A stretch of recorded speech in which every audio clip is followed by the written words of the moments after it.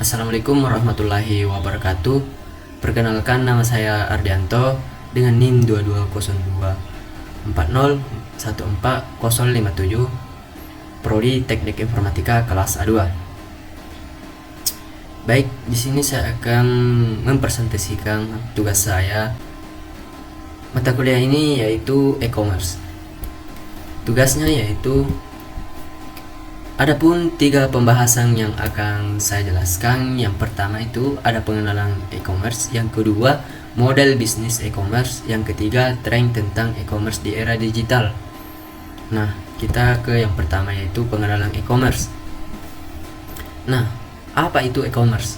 E-commerce sendiri itu yaitu elektronik komersi, yaitu adalah suatu proses penjual belian barang, jasa, atau informasi melalui jaringan internet.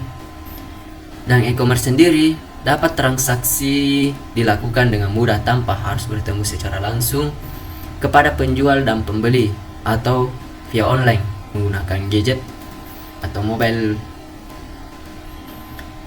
Selanjutnya yaitu perkembangan e-commerce. E-commerce berkembang pesat seiring dengan meningkatnya penggunaan internet dan teknologi digital.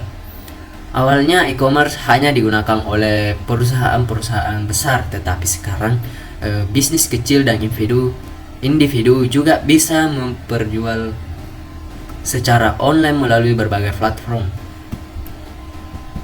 Kemudian ada sejarah singkat dari e-commerce.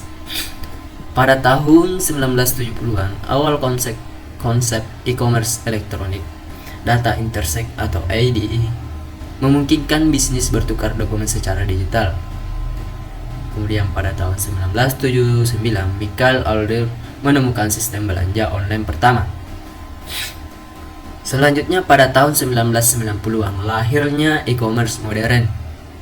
Dan pada tahun 1991, internet dibuka untuk kepentingan komersial. Kemudian pada tahun 1994, Amazon dan eBay didirikan menjadi pioneer e-commerce. Kemudian selanjutnya pada tahun 2000-an pertumbuhan pesat Alibaba pada tahun 1999, PayPal pada tahun 2000, dan Shopify pada tahun 2006 yang lahir dan muncul marketplace besar seperti Tokopedia pada tahun 2009 dan Shopee 2015. Kemudian pada tahun 2010 sampai sekarang, dominasi mobile dan mobile commerce atau m-commerce berkembang pesat. Teknologi AI dan big data digunakan untuk personalisasi belanja seperti web shopping dan BNPL atau buy now pay later menjadi tren baru. Kemudian selanjutnya yaitu kedua, model bisnis e-commerce. Model bisnis e-commerce sendiri itu memiliki berbagai model bisnis yang menentukan berbagai suatu bisnis yang beroperasi, menjangkau pelanggan, dan menghasilkan pendapatan yang sangat besar. Berikut ada beberapa model bisnis utama dalam e-commerce, yaitu yang pertama B2C atau business to customer, yaitu perusahaan menjual langsung ke konsumen, contohnya Tokopedia, Shopee. Yang selanjutnya yang kedua yaitu B2B atau business to business, yaitu transaksi antar dua bisnis atau perusahaan, contohnya Alibaba, Relali. Kemudian yang ketiga C2C atau konsumen to konsumen, transaksi antar individu, contohnya OLX dan OLX Facebook Marketplace. Yang keempat C2B atau customer to business, konsumen menawarkan produk atau jasa kepada perusahaan, contohnya freelance.